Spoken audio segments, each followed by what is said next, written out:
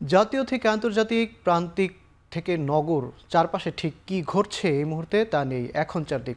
আপনার সঙ্গে আছি আমি মাঝার মাহবুব। বেইজিংয়ে ১৬টি সমঝোতা স্মারক সই করেছেন চীন ও বাংলাদেশের ব্যবসায়ীরা। দুদেশের ব্যবসায়ীদের অংশগ্রহণে বাণিজ্য সম্মেলনে প্রধানমন্ত্রীর উপস্থিতিতে এসব সমঝোতা সই হয়। এর আগে প্রধানমন্ত্রী বলেন, বিনিয়োগ সহজ করতে সব খাতে সংস্কার করছে সরকার, তাই বিনিয়োগের জন্য এখন আকর্ষণীয় বাংলাদেশ। বেইজিংয়ের ওয়ার্ল্ড চায়না সামিট উইংয়ে অনুষ্ঠিত বাণিজ্য সম্মেলনে দুই দেশের ব্যবসার নানা প্রতিবন্ধকতা ও সম্ভাবনার কথা তুলে ধরে চীন ও বাংলাদেশি ব্যবসায়ীরা। এরপর প্রধানমন্ত্রী তার বক্তব্যে বলেন, বাংলাদেশে বিনিয়োগের জন্য প্রয়োজনীয় সব ব্যবস্থাই নিচ্ছে সরকার। এ সময় পুঁজিবাজার সহ আর্থিক খাতে বিনিয়োগ করতে চীনা বিনিয়োগকারীদের আহ্বান জানান সরকার প্রধান। বলেন, দুদেশের ব্যবসায়ীদের অংশীদারিত্বের ভিত্তিতে ব্যবসায়িক উদ্যোগ নিতে হবে। প্রধানমন্ত্রী বলেন, অবকাঠামোগত উন্নয়নে পাশে থেকে বাংলাদেশের উন্নয়ন ও অগ্রগতির বড় অংশীদার চীন। দুদেশের এই সম্পর্ককে আরও গভীর করার ওপর জোর দেন শেখ হাসিনা। পরে এলএনজি ও নবায়নযোগ্য জ্বালানি, বৈদ্যুতিক গাড়ি, ডিজিটাল ব্যাংকিং, মোংলা বন্দরে উন্নয়নে সহযোগিতা সহ বিভিন্ন ধরনের সমঝোতা সই করে দুদেশের প্রতিষ্ঠান।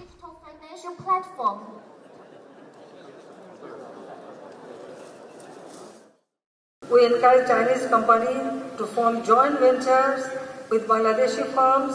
This collaboration will facilitate technology transfer, skill development and market access for both parties. আমি একটু বাংলায় বলতে চাই, আমার সাথে অনেক বাঙালি ইনভেস্টর আছেন।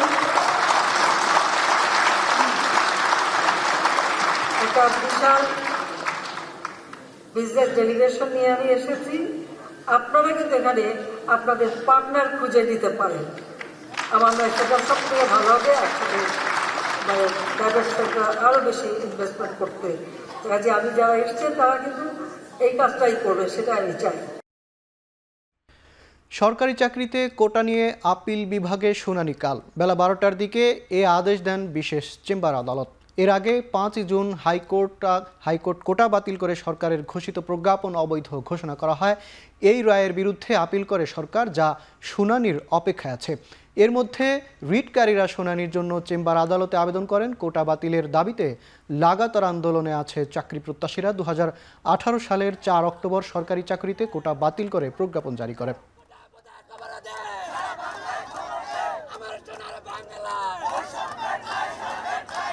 আমরা সাধারণ ছাত্রছাত্রীদের পক্ষে আমরা মনে করি যে এই কোটা পদ্ধতির সংস্কার হওয়া দরকার। সেই ক্ষেত্রে হাইকোর্ট ডিভিশন যে আদেশ দিয়েছে, হাইকোর্ট ডিভিশনের সেই আদেশটি অ্যাপিলেট ডিভিশন অবশ্যই দেখবেন, যেহেতু আপিল ফাইল করা হয়েছে। আমরা যে আদেশটা চাচ্ছি যে এই অবস্থায় হাইকোর্ট ডিভিশনের আদেশটি অ্যাপিলেট ডিভিশন কর্তৃক জাস্টিফাই না হওয়া পর্যন্ত আমরা একটা স্থগিতাদেশ চেয়েছি আজকে। অনারেবল জাজ ইন চেম্বার আগামীকালকে এটা ফিক্স করেছে। কোটার ক্ষেত্রে সরকার নেই, সর্বোচ্চ আদালতই সিদ্ধান্ত নেবে বলে জানিয়েছেন আইনমন্ত্রী আনিসুল হক। দুপুরে সচিবালয়ে সাংবাদিকদের একথা বলেন তিনি। আপিলে অন্তর্ভুক্ত হয়ে আন্দোলনরত শিক্ষার্থীরা সঠিক সিদ্ধান্ত নিয়েছে বলেই জানান মন্ত্রী। ঘটনা ঘটছে আদালতে। যদি রাজপথে এখানে আন্দোলন করে বা চেঁচামেচি করে বা বকাবাদ্য করে এটার কিন্তু নিরসন হবে না। এবং এটা করলে যেটা হয়, একটা পর্যায়ে হয়তো আদালত অবমাননাও হয়ে যেতে পারে। তো সেই ক্ষেত্রে সঠিক জায়গা কোনটা, আমি গতকালকে বলেছি যে সঠিক জায়গা হচ্ছে যে তারা যদি পক্ষভুক্ত হয়ে তাদের বক্তব্য উপস্থাপন করেন, অবশ্যই আপিল বিভাগ সকল পক্ষ শুনবেন এবং সকল পক্ষ শুনে আপিল বিভাগ একটা ন্যায় বিচার করবেন। এটাই আমাদের আশা এবং আমার মনে হয় সেটাই হবে। শিক্ষামন্ত্রী মহিবুল হাসান চৌধুরী বলেছেন, কোটার ব্যাপারে উচ্চ আদালত থেকে সিদ্ধান্ত আসবে, সব বিষয়ের সমাধান রাজপথে হয় না। তিনি আরও বলেন, এদেশে যে পদ্ধতি নিয়ে আসা হোক না কেন সবকিছুরই সমালোচনা হয়। শিক্ষাক্রম পরিবর্তন করা একটি ধারাবাহিক প্রক্রিয়া। নতুন কারিকুলাম পাইলটিংয়ের পরেই বাস্তবায়ন করা হচ্ছে। বিকেলে রাজধানীর আন্তর্জাতিক মাতৃভাষা ইনস্টিটিউট মিলনায়তনে নৈপুণ্য অ্যাপ, জাতীয় পাঠ্যক্রম পোর্টাল ও বিষয়ভিত্তিক অনলাইন ট্রেনিং কার্যক্রমের উদ্বোধন অনুষ্ঠানে মন্ত্রী বলেন, শুধু প্রশিক্ষণ নিলে হবে না, বরং নিষ্ঠার সাথে শিক্ষকদের শেখানোর মানসিকতা থাকতে হবে। নতুন এই কারিকুলাম যথাযথভাবে শতভাগ বাস্তবায়নের জন্য সরকার অঙ্গীকারবদ্ধ। এদিকে বিশ্ববিদ্যালয়ের শিক্ষকদের কর্মবিরতির ব্যাপারে জানতে চাইলে শিক্ষামন্ত্রী বলেন, সর্বজনীন পেনশনের প্রত্যয় স্কিম অর্থ মন্ত্রণালয়ের নির্দেশ। সরকারের সার্বিক নির্দেশনার ব্যাপারে শিক্ষা মন্ত্রণালয়ের আলাদা মন্তব্য করার সুযোগ নেই। 2008 সালে সেই ঐতিহাসিক নির্বাচন সর্বজনীন পেনশন স্কিম প্রত্যয় প্রত্যাহারের দাবিতে সারা দেশের সব পাবলিক বিশ্ববিদ্যালয়ের শিক্ষক কর্মকর্তা ও কর্মচারীদের কর্মবিরতি চলছে। বন্ধ রয়েছে সব ধরনের ক্লাস, পরীক্ষা, শ্রেণীকক্ষে তালা ঝুলছে। ঢাকা বিশ্ববিদ্যালয়ে নবম দিনের মতো এই কর্মসূচি পালন হচ্ছে। কর্মকর্তা ও কর্মচারীরা সকাল থেকেই ঢাকা বিশ্ববিদ্যালয়ের বিভিন্ন সড়কে মিছিল ও অবস্থান কর্মসূচি পালন করেন। শিক্ষকরাও বেলা 12টায় কলা ভবনে অবস্থান কর্মসূচি পালন করেন। বাংলাদেশ বিশ্ববিদ্যালয় শিক্ষক সমিতি ফেডারেশন মহাসচিব বলেন, দাবি না মানা পর্যন্ত এ আন্দোলন অব্যাহত থাকবে, আর শিক্ষার্থীদের ক্ষতি পুষিয়ে দেয়া হবে বিশেষ ক্লাসের মাধ্যমে।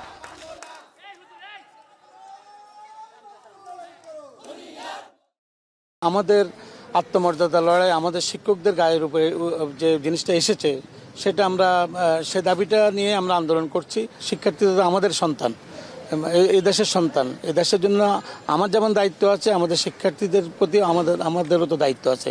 আমরা আশা করি যে সেটা আমরা, যে ক্ষতিটা হচ্ছে সেটা আমরা পুষিয়ে নিতে পারবো।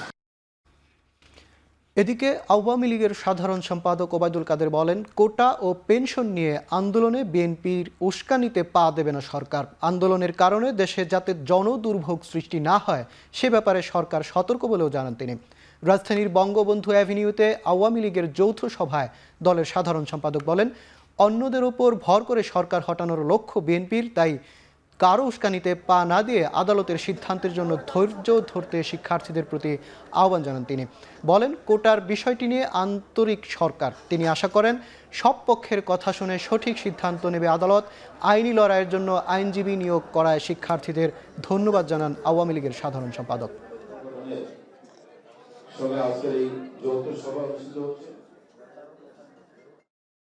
জনদুর্ভোগের কারণ যাতে সৃষ্টি না হয় সেভাবে আন্দোলনকারীদের সতর্ক মনোযোগ আমরা আশা করছি। কোনো প্রকার উস্কানিতে আমরা যাব না। আমাদের কেউই যেন কোনো প্রকার প্রভোকেশনে না যান সে ব্যাপারে আমরা সবাইকে সতর্ক করে দিচ্ছি। এখন চারদিকে নিচ্ছি ছোট্ট একটা বিরতি, ফিরছি একটু পরে।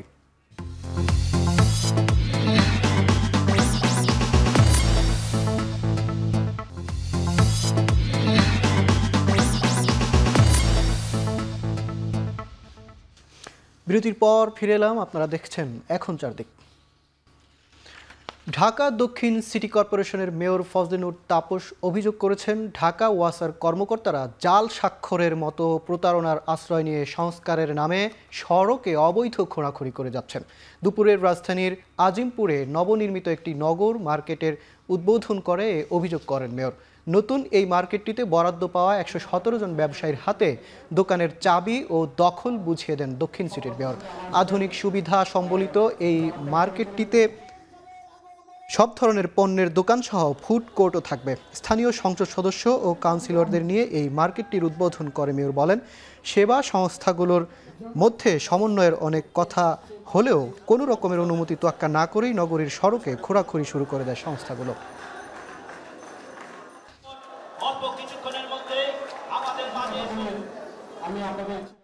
গতকালই আমরা লক্ষ্য করলাম যে এই 26 নম্বর ওয়ার্ডে তারা ভুয়া কাগজ দেখিয়ে আমাদের সংশ্লিষ্ট কর্মকর্তাদেরকে বিভ্রান্ত করে তারা সড়ক খনন করেছে বিনা অনুমতিতে। যখন আমাদের সংশ্লিষ্ট কর্মকর্তারা সেটাকে জানতে চেয়েছে, তারা একটি ভুয়া কাগজ দেখিয়েছে। একটি সংস্থার কর্তৃপক্ষ নির্বাহী প্রকৌশলী স্বাক্ষর জালিয়াতি করে একটি কাগজ সৃষ্টি করেছে। আমরা চাই সমন্বয় করতে, কিন্তু এরকম ন্যাক্কারজনক, দুঃখজনক, অনাকাঙ্ক্ষিত কার্যক্রমে যদি কেউ লিপ্ত হয় তাহলে সমন্বয়ের আসলে কোনো সুযোগ নেই। ডেঙ্গুর নিয়ন্ত্রণে বিভিন্ন মন্ত্রণালয়ের সমন্বয়ে উদ্যোগ নেওয়া হয়েছে বলে জানিয়েছেন স্বাস্থ্যমন্ত্রী ডক্টর সামন্তলাল সেন। তিনি বলেন, ডেঙ্গুর সংক্রমণ বাড়ছে, তবে চিকিৎসায় প্রস্তুত রয়েছে সরকার। প্রতিটি হাসপাতালে পর্যাপ্ত ওষুধ ও স্যালাইন মজুত রয়েছে। সচিবালয়ে সাংবাদিকদের এক প্রশ্নের জবাবে মন্ত্রী বলেন, মাঠ পর্যায়ে সরকারের দেয়া জন্ম নিয়ন্ত্রণ সামগ্রীর সংকট চলছে। ডেঙ্গু হলে আমাদের সরকারি যে ব্যবস্থাপনা, আমাদের একদম উপজেলা পর্যন্ত চিকিৎসকরা ডেঙ্গির চিকিৎসা সম্বন্ধে জানে। ডেঙ্গি এমন একটা জিনিস, ডেঙ্গি শুধু স্বাস্থ্য মন্ত্রণালয়ের না, ডেঙ্গি হচ্ছে স্বাস্থ্য মন্ত্রণালয়, স্থানীয় সরকার সমন্বিত উদ্যোগ আমরা নিয়েছি, কয়েকবারই মিটিং করেছি, ভবিষ্যতে আরো করব। টাঙ্গাইল, জামালপুর ও সিরাজগঞ্জে বন্যা পরিস্থিতির কিছুটা উন্নতি হলেও এখনও বেশিরভাগ স্থানে নদ নদীর পানি বিপদসীমার উপরে। প্লাবিত হয়েছে বসতভিটা, ভেসে গেছে ফসলের মাঠ। বিভিন্ন স্থানে দেখা দিয়েছে নদী ভাঙন। এখনও পানিবন্দী অবস্থায় দিন পার করছেন বিভিন্ন জেলার প্রায় 5 লাখ মানুষ।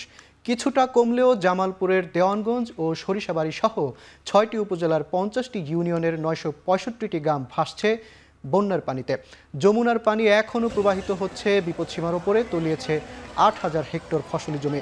পানিতে ডুবে বন্ধ আছে 347টি প্রাথমিক ও মাধ্যমিক বিদ্যালয়। জেলায় পানিবন্দী অবস্থায় দিন পার করছে প্রায় 3 লাখ মানুষ। যমুনা, ধলেশ্বরী ও ঝিনাই নদীর পানি দুকুলে উপচে ডুবে আছে টাঙ্গাইলের 6 উপজেলার বেশ কিছু অঞ্চল। এখনও 6 উপজেলার অর্ধ লাখ মানুষ পানিবন্দী। 35টি প্রাথমিক বিদ্যালয়ের সাথে পানিতে ডুবেছে 4,000 হেক্টর ফসলি জমি। এদিকে সিরাজগঞ্জে বন্যা পরিস্থিতি উন্নতির সাথে দেখা দিয়েছে বিশুদ্ধ পানি ও খাবারের সংকট। এখনও পানিবন্দী লাখের বেশি মানুষ। আর ময়মনসিংহের ব্রহ্মপুত্র নদে হঠাৎ দেখা দিয়েছে ভাঙন রোধে এখনও পর্যন্ত নেওয়া হয়নি কোনো ব্যবস্থা।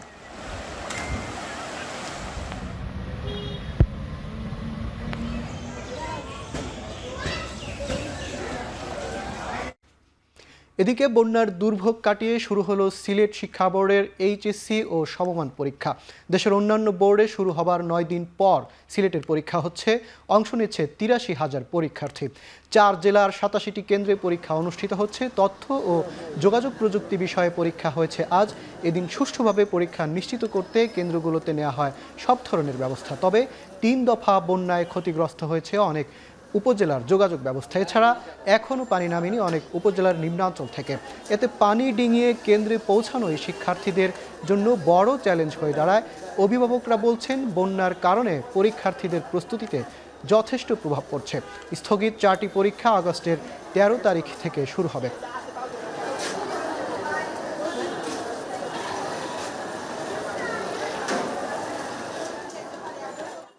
আমরা প্রপারলি প্রিপারেশন নিতে পারি নাই। আমরা কনফিউজ ছিলাম যে পরীক্ষা কখন হবে। নতুন করে আবার করে পড়তে হবে। যেগুলা প্রিপারেশন নিছিলাম, পড়ছিলাম, ওইগুলার ঘাটতি থাকবে। তো বাচ্চাদের ক্ষতি হয়, বাচ্চাদের মন ভাঙে যায়। তো পরীক্ষার যে প্রস্তুতি ছিল, এই প্রস্তুতিটা বন্যার কারণে যখন গ্যাপ পড়ে গেছে, তখন প্রস্তুতিটা অনেকটা থেমে গেছে। ময়মনসিংহের গৌরীপুরের ভাংনামারি ইউনিয়নের উজান, কাশিয়ার চর, ভাটিপাড়া ও খোদা বক্সপুর এবং ঈশ্বরগঞ্জের উচাখিলা ইউনিয়নের মরিচা চর বটতলা এলাকায় ব্রহ্মপুত্র নদে ব্যাপক ভাঙন দেখা দিয়েছে। 5 কিলোমিটার এলাকা জুড়ে তীব্র ভাঙনে বিলীন হচ্ছে ঘরবাড়ি, গাছপালা, বসতভিটা ও ফসলি জমি। ভাঙন ঝুঁকিতে রয়েছে প্রধানমন্ত্রীর আশ্রয়ন প্রকল্পের 69টি ঘরবাড়ি সহ নানা স্থাপনা। এরই মধ্যে আতঙ্কে ঘরবাড়ি সরিয়ে নিচ্ছেন অনেকেই। সর্বস্ব হারিয়ে দিশেহারা ভাঙন কবলিত এলাকার মানুষেরা।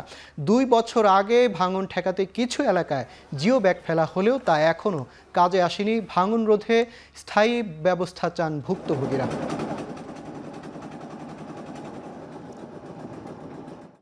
এনে ফসলি জমিন আছেন, বাড়িঘর আছেন, এগুলো ভাঙ্গিয়া নদী অনেকটা জায়গায় চলে আসছে। আবাসন কেন্দ্র, একটা কমিউনিটি সেন্টার এবং এনে বিদ্যুৎ লাইন ছিল, আরো 6-7টা খাম্বা ছিল, এটা নদী গর্ভে চলে গেছে। প্রচুর বাড়িঘর ভাঙছে কয়েক বছরে। এখনো বর্তমানে যেসব বাড়িঘর ভাঙছে নাকি মানুষ যাইবার মতো কোনো জায়গা নেই এখন পানির মধ্যে।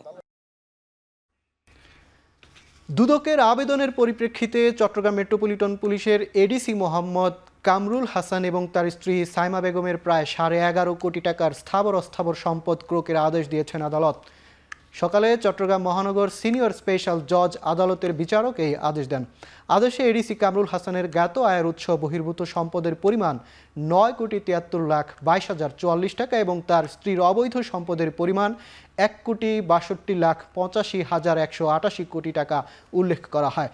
কামরুল হাসান বর্তমানে চট্টগ্রাম নগর পুলিশের অতিরিক্ত উপকমিশনার পদে আছেন। দুদকের অনুসন্ধানে পুলিশের এই কর্মকর্তা ও তার স্ত্রীর নামে একাধিক জমি, ফ্ল্যাট, যৌথ মালিকানাধীন ভবনে বিনিয়োগ সহ বিভিন্ন সম্পদের তথ্য মিলেছে যা তার আয়ের সাথে সঙ্গতিপূর্ণ নয়।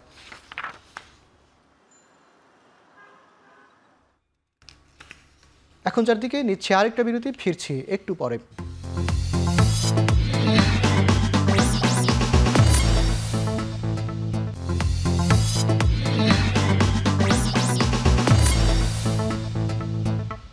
বিরতির পর আবারও ফিরে এলাম। আপনারা দেখছেন এখন চারদিক। সিএনজি চালিত প্রথম মোটরসাইকেল বাজারে এনেছে ভারতীয় নির্মাতা প্রতিষ্ঠান বাজাজ। এর 1 লাখ রুপিরও কম দামে পাওয়া যাবে ফ্রিডম 1 T2025 নামের এই সিএনজি বাইক। 330 কিলোমিটারের অবিশ্বাস্য মাইলেজ আর অনেক নতুন সুবিধা থাকছে বাইকটিতে।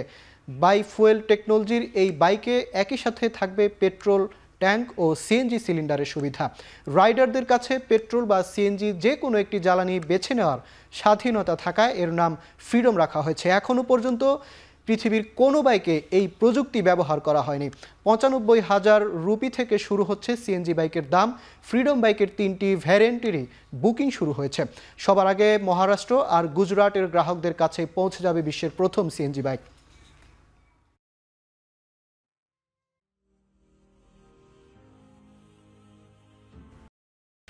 শেষ করছে এখন চারদিক। এখন টেলিভিশন ওয়েবসাইটে দেখতে ভিজিট করুন www.ekhon.tv। ফেসবুকে ভিজিট করুন facebook.com/tv.ekhon। ইউটিউবে সার্চ করুন youtube.com/c/ekhontv।